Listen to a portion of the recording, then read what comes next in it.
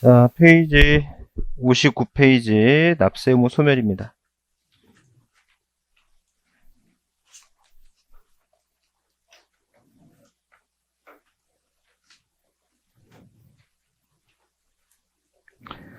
부교재는 10페이지고요.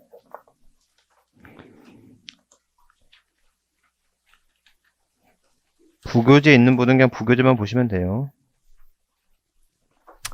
자, 59페이지 보시면 납세 의무 소멸 사유가 있어요.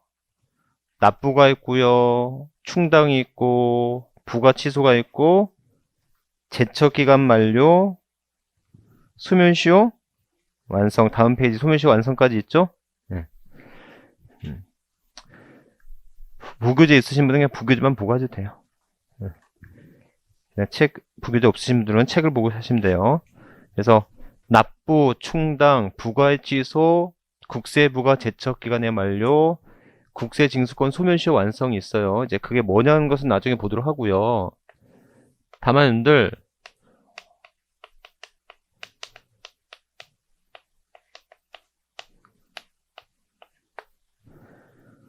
소멸 사유에서 제외되는 게 있어요. 소멸 사유에서 제외되는 게 있다면 첫 번째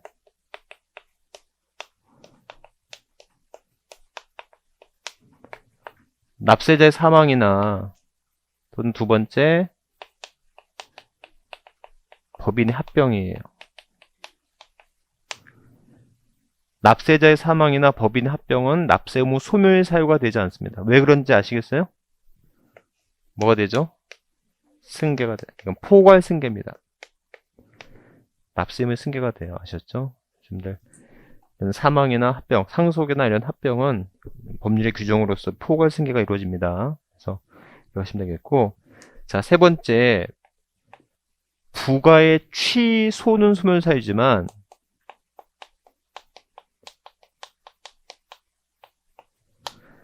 부과철회는 소멸 사유가 되지 않는다는 거예요.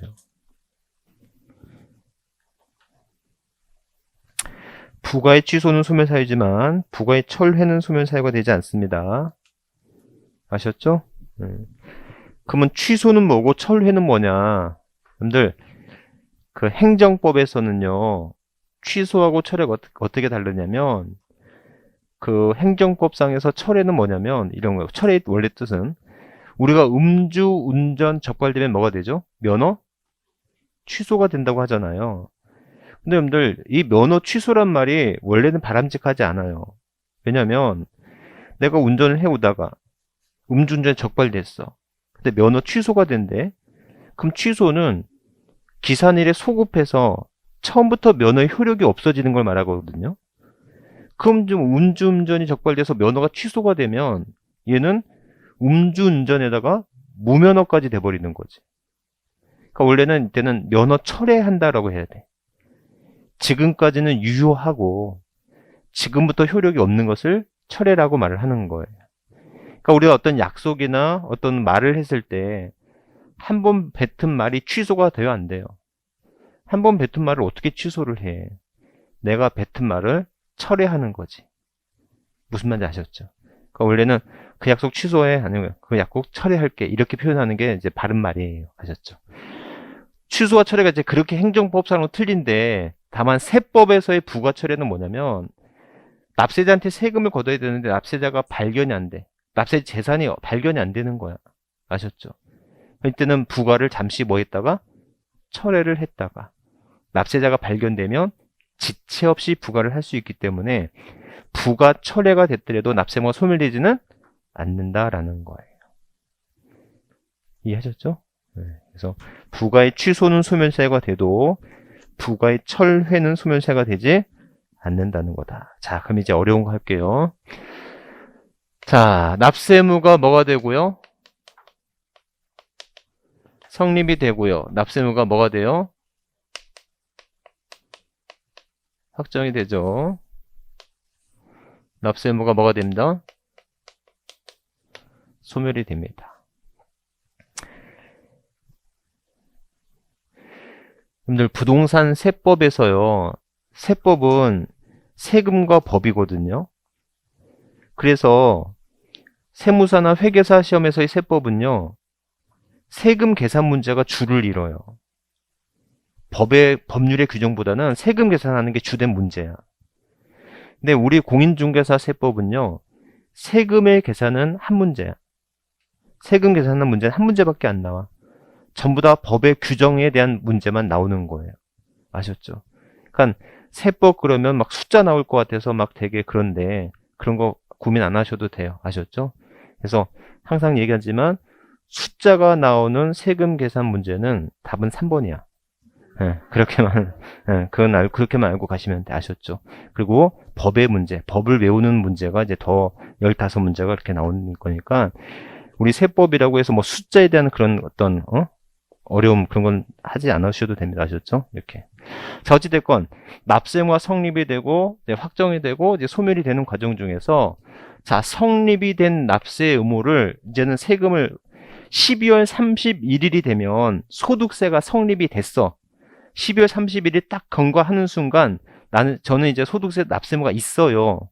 근데 아직 구체적으로 얼마인지 확정되지 않은 상태죠. 아직 추상적인 상태만 있는 것이지 구체적으로 세금이 얼마야 확정되지 않은 거라고. 그 납세 의무를 확정시키는 정부의 권리를 뭐라고 하냐면 부과권이라고 해요. 그러니까 12월 30일이 지났잖아요. 취득을 했잖아요. 취득을 했으면 취득세 납세 의무가 있어. 근데 구체적으로 얼마야? 12월 31일이 지났어. 그러면 소득세 납세 의무가 있는데 그게 구체적으로 얼마야? 라고 세금을 확정시키는 권리를, 국가의 권리를 뭐라고 한다? 부과권이라고 하는 거예요. 이런 부과권은 하나의 형성권의 일종이래요. 형성권 일종. 그럼 형성권이라고 하는 것은 뭐냐면 일방적인 의사표시로서 뭐가 된다? 권리나 의무의 관계가 확정되는 권리를 말해요. 이 형성권은 한마디로 단독행위인 거야. 제 말 이해하셨죠? 그래서 여러분들 국가가 세무서가 여러분들 세금을 때리면 여러분들은 동의나 또는 의사를 뭐가 필요 없다? 그런 게 필요 없어. 국가가 여러분들한테 세금을 부과하는 순간 그 세금은 확정이 된 거라고. 이해하셨죠? 하나의 단독행위라는 거. 이걸 형성권이라고 말을 합니다. 그러면 이런 부과권에는 뭐가 있어요? 제척기간이라고 하는 게 있어요. 그러니까 권리의 존속기간이라고 보면 돼요. 아셨죠? 여러분들 세금 안 낼 수 있죠? 세금 누락할 수 있죠? 예? 그럼 그 누락한 세금을 국가가 언제까지 죽을 때까지 그 세금을 부과할 수 있어요? 그럴 수 없다는 거죠. 그러니까 우리나라에서 법적 안정성을 갖고 살아가려면 국가가 아무리 권한이 있더라도 그 세금의 부과의 권한은 일정 기간 동안만 존속해야 돼. 그래야지만 납세자로서, 그래야지만 국민으로서 법적 안정성을 갖고 살아갈 수 있다는 거예요. 제 말 이해하셨죠? 아니, 살다 보면 세금 누락할 수도 있지. 세금 포탈할 수도 있어요. 그렇다고 해서 국가가 죽을 때까지 그 사람한테 세금을 부과할 수 있는 권리를 가질 수 있느냐? 그건 아니란 말이죠. 아셨죠? 따라서 뭐가 된다? 그런 제척기간이 존재하고 권리의 존속기간을 보면 돼요. 이런 권리의 존속기간이 뭐가 되면? 만료가 되면. 권리의 존속기간이 만료가 되면 더 이상 세금을 뭐 할 수 없다? 부과할 수 없다라는 거예요. 이것을 뭐라고 한다? 제척기간의 만료라고 하는 거예요. 이해하셨죠? 네. 그래서 원래는 여러분들 그러면 그 제척기간이 몇 년이야? 그래서 국세 같은 경우에는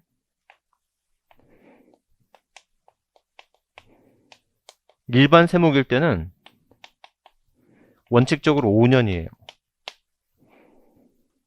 응? 여러분들 중개사법 공부할 때도 보니까 나오더라고. 중개사법에도 보면 중개사법에 회계장부 보존기간이 있어요. 회계장부 보존기간이 몇 년이에요? 5년이에요. 5년. 왜 회계장부 보존기간이 5년이겠어요? 세금의 제척기간이 5년이니까. 아셨죠? 그래서 여러분들 조금 운영이 잘 되는 회사는 회계 장부를 5년이 지나면 뭐 해요? 다 폐기를 한다는 거. 갖고 있어봤자 아무 의미가 없거든. 갖고 있으면 뭐만 돼? 집만 되는 거야. 아셨죠? 부담만 되는 거라고. 그러니까 그런 거는 빨리 뭐 하면 돼요? 폐기를 해버려야 되는 거예요. 그래서 모든 회계 장부 보존 기간이 보통 5년인 겁니다. 아셨죠? 그래서 금전출납부 이렇게 보면 보존 기간 5년 이렇게 막 써 있다고. 그 이유가 제척기는 몇 년이기 때문에 5년이기 때문에. 이해하셨죠? 다만 예외적으로 무신고라면, 신고하지 않은 세금이라면 적발하기 쉬워요, 어려워요? 적발하기 어렵겠죠. 적발하기 어렵기 때문에 그때는 몇 년? 7년. 그 다음에 사기 등일 때는 몇 년? 네, 10년. 다운계약서야. 다운계약서 걸렸어요. 그러면 다운계약서가 확인이 되면 그 몇 년간? 10년간 부과할 수 있다는 거. 정말로요. 제가 다운계약서 써가지고 9년째 세금 부과되는 걸 봤어요. 9년이 지나서 세금이 부과된 거야. 다운계약서를. 다운계약서는 사기 등이잖아요. 부정한 방법을 포탈한 경우지 않습니까? 그러면 여러분들 뭐가 문제인지 아세요? 세금도 세금인데요. 납부 불성실 가산세가 9년치가 나오는 거잖아. 엄청난 거죠, 이 가산세가. 납부 불성실 가산세만 얼마예요? 거의 100%가 나오는 거야. 본세금만. 그래서 다운계약서니까 부정한 신고니까 신고 불성실 가산세 40%에다가 납부 불성실 가산세 1년에 10% 이상씩 나오니까 거의 100%가 나오는 거. 140%가 나오는 거지. 가산세만. 응? 이렇게. 그래서 그런 것이다라는 겁니다. 그런데 상속세, 증여세. 예? 이거는 포착하기가 쉬워요, 어려워요?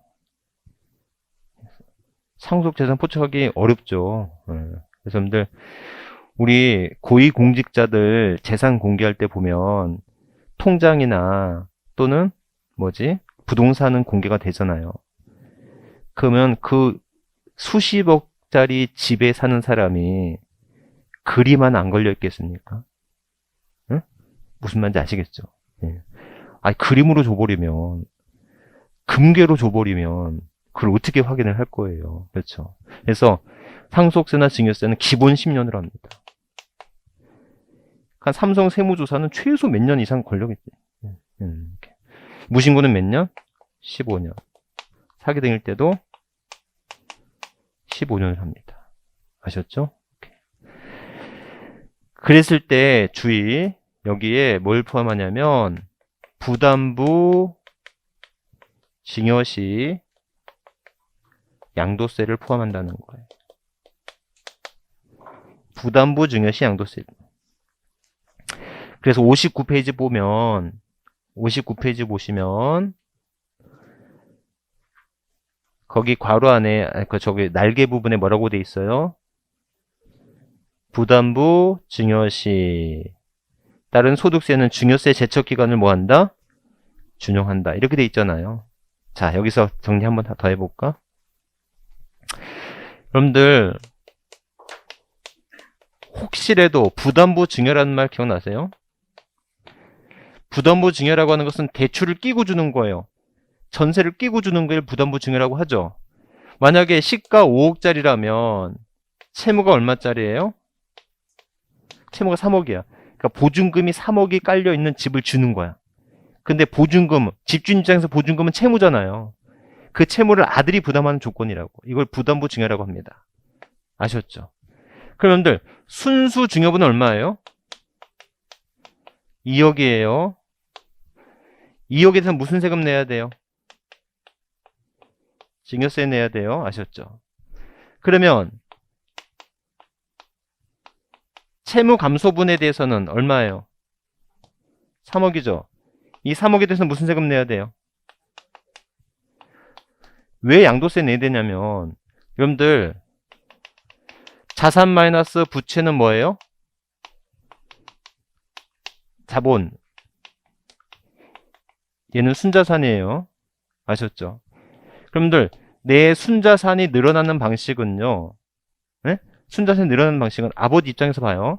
아버지 입장에서 순자산이 늘어나는 방식은 자산이 늘어나도 되지만 부채가 감소하면 순자산이 늘어나는 거거든요. 아버지가 소유권을 이전해 주는 대가로 자기 채무가 줄어든다면 채무가 줄어든 것만큼은 유상 이전으로 보는 거다라는 거예요. 제 말 이해하셨죠? 그래서 순수 증여에 대해서는 을이 증여세를 내지만 채무가 감소되는 부분에 대해서는 아버지가 양도세를 내는 거야. 이해하셨습니까? 이거를 부담부 증여라고 해요.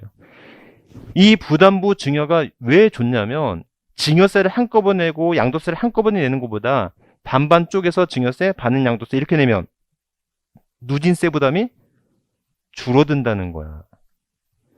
이해하셨죠? 그래서 여러분들 이 부담부 증여라고 하는 것이 있다는 거 꼭 알고 계세요.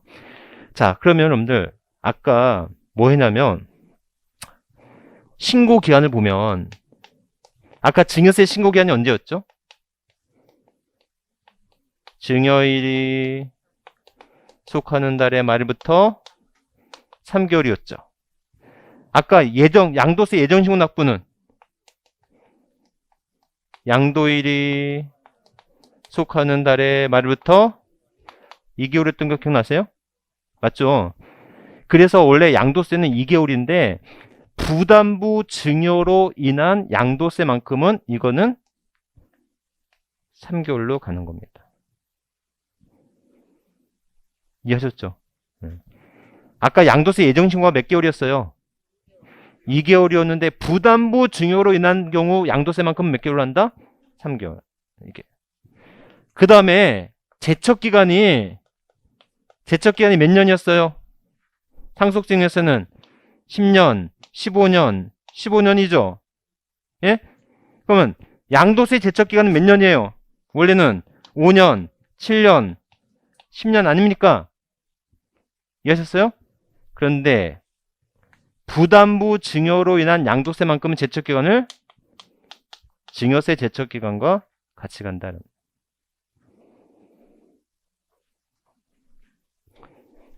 그 뜻인지 아시겠죠? 이렇게 요거 포인트. 지방세는 어떻게 돼요? 지방세는 5년, 7년, 10년이에요. 자, 페이지 어디냐면 60페이지 나와 있어요.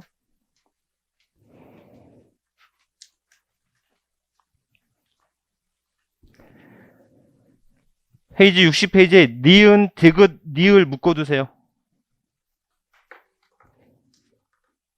니은, 디귿, 니을을 묶어서 그것 좀 별표 좀 해주세요.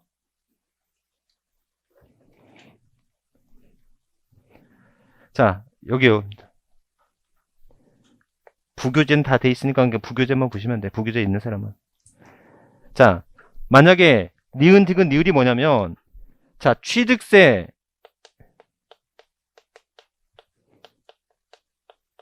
무신고 중 상속 증여 원인의 취득세나 두 번째 뭐 명의신탁이라고만 써줄게요. 취득세 무신고만큼은 몇 년으로 한다? 이것만큼은 10년을 한다는 거예요.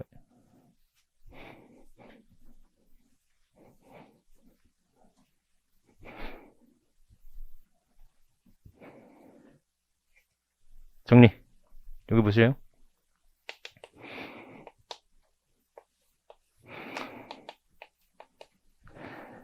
여러분들 부동산으로 상속을 받거나 증여를 받으면 무슨 세금 내야 돼요?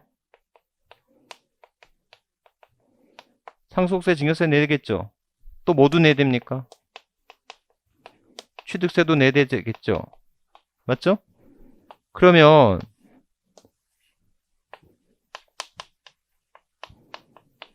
제척기간을 따지면 이 상속세, 증여세의 제척기간은 원칙은 몇 년? 10년. 무신고는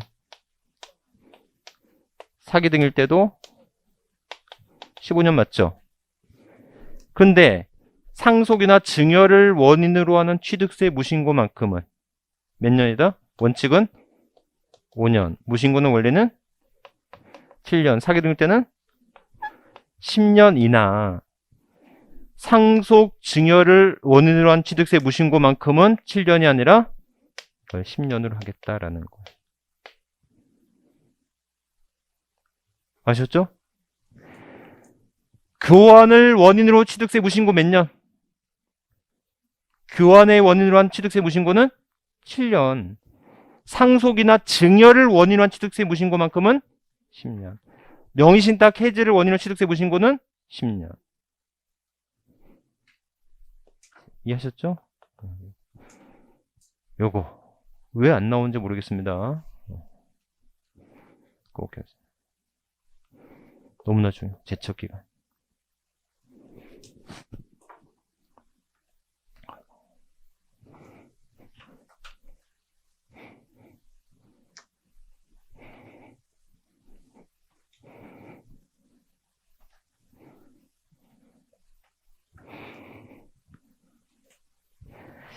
자, 보세요. 또 그럼 여러분들 소멸시의 완성이 있어요.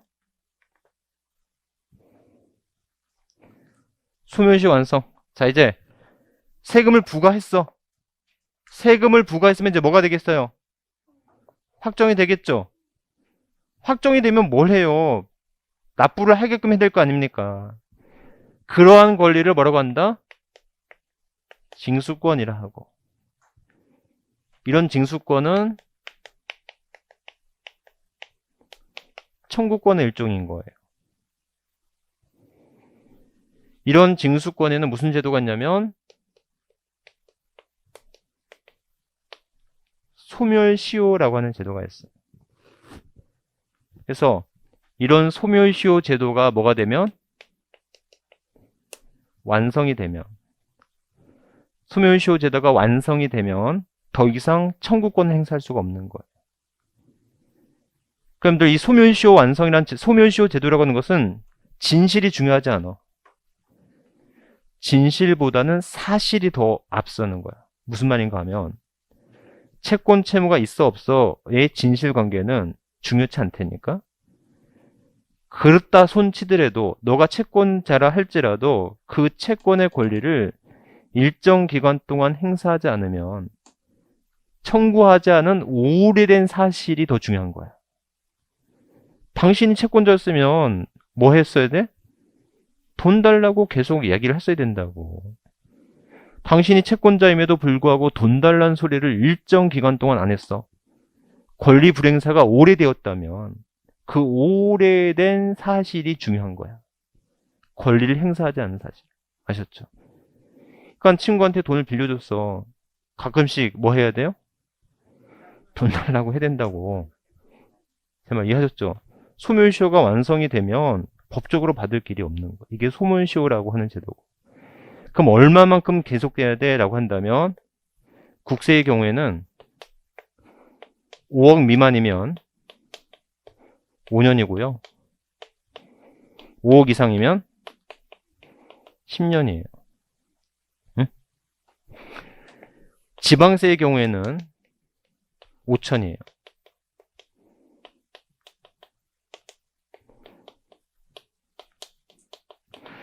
왜 국세가 5억이고 지방세가 5천인지 대충 아시겠죠? 국세가 소득세가 1억이면 지방소득세가 거의 10%니까 그런 거야. 이 뜻 이해하시겠죠? 그래서 국세가 5억, 지방세가 5년 이렇게 기억하면 되겠다.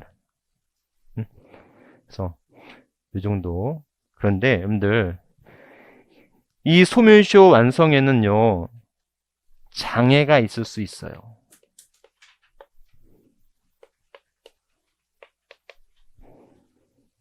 소멸시효 완성엔 장애가 있을 수 있는데 그 장애를 우리는 중단이라 하고 또는 정지라고 말을 합니다. 아셨죠? 여러분들 뭐 요즘에 그 뉴스에 뭐 그게 잘 모르시겠지만 요즘에 이제 정치권에서 이슈가 되고 있는 게 뭐냐면 한명숙 전 총리 그거에 대한 어떤 그 기소 여부가 3월 22일이 공소시효가 만료가 돼요. 네? 그래서 이제 그 누구한테 이제 그걸 다시 한번 이제 기소를 하게 되면 그 공범들이 공소시효가 정지가 되는 거야. 무슨 말인지 아시겠어요? 그때 이제 그런 말들이 이제 나온다고. 괜히 했나? 자, 그러니까 시효라고 하는 말이 나오면 중단이나 이제 정지라는 말이 이제 그렇게 나오더라는 거 아셨죠? 그래서 중단이라고 하는 것은 뭐냐면 권리 행사가 있었어. 돈 줘라고 하는 말을 한 거야. 아셨죠? 그러면 자, 기산일로부터 몇 년? 5년이 되면 뭐가 돼야 되는데? 완성이 돼야 되는데 이때 권리 행사가 있었단 말이야. 권리 행사가 있었으면 지금까지 5년이 무시가 되고 새롭게 몇 년이에요? 아셨죠? 내일이면 시효가 완성이 되는데 예? 오늘 돈 달라는 소리 들은 거야. 하늘이 무너지는 거 아닙니까? 저렇게. 그래서 권리 행사가 있었다는 거. 그럼 권리 행사가 뭐가 있었느냐 봤더니 고지가 됐거나 독촉이 됐거나 또는 압류가 됐거나 또는 뭐 교부 청구라고 하는 게 있거든요. 이런 게 됐거나 이게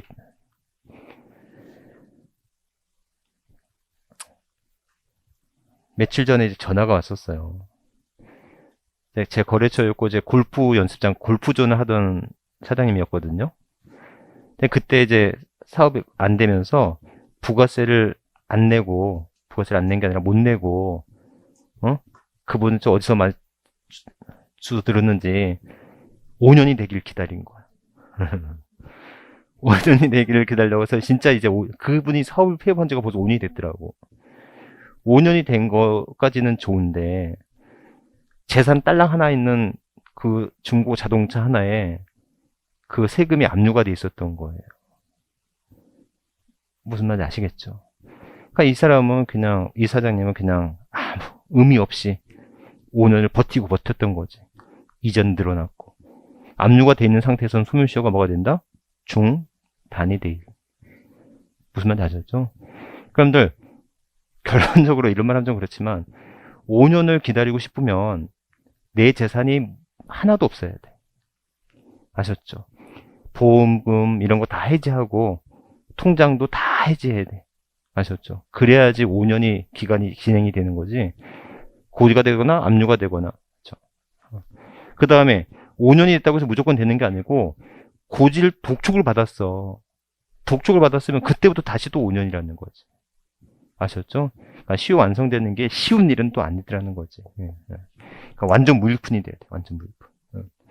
정지라고 하는 건 뭐냐면 권리 행사 불가능 기간이야.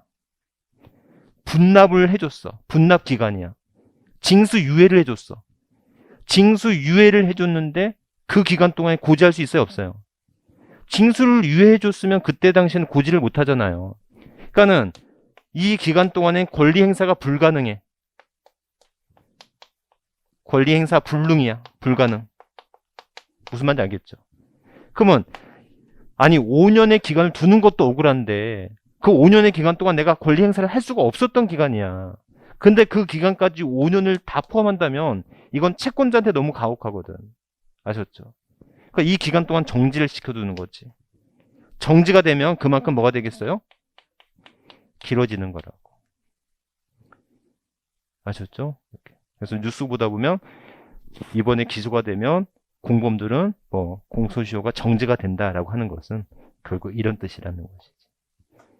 제 말 이해하셨죠? 이렇게 이게 정지라는 거. 그런데 그러니까 중단과 정지 이런 것도 좋은데 문제는 제척 기간에는 중단이나 정지 제도가 없다. 이게 더 중요해. 예? 중단이나 정지 제도는 어디에만 있는 것이고 징수권에만 있는 것이고 제척기간, 부가권의 제척기간에는 중단이나 정지 제도가 있다 없다? 없다. 어? 그거 정도만 좀 기억을 해주세요. 아셨죠? 그래서 여러분들 거기 확인 예제 볼까요? 62페이지.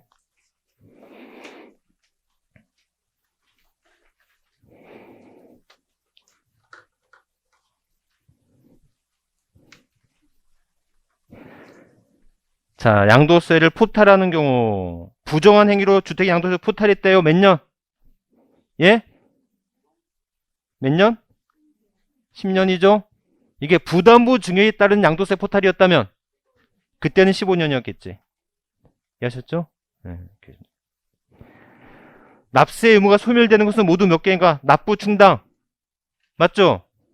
소멸시효 완성. 맞죠? 법인이 합병한 때 X.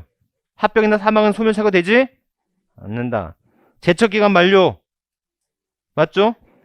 납세의무 사무 상속이 개시됐어요. 법인의 합병이나 납세자의 상망, 상속은 뭐가 된다? 납세의무가 승계가 되는 거잖아요. 그렇죠? 소멸시효가 되지 않는다. 기한후 신고, 수정 신고까지 여러분들 했고요. 여러분들 66페이지 납세의무의 확장 및 보충적 납세의무 있죠? 찾으셨어요? 삭제. 안 봅니다. 보지 않습니다. 필요 없어요. 그래서 오늘은 여기까지. 다음 주에 조세 채권의 우선관계 이 정도만 먼저 기억을 하겠습니다. 여기까지 할게요. 수고하셨습니다.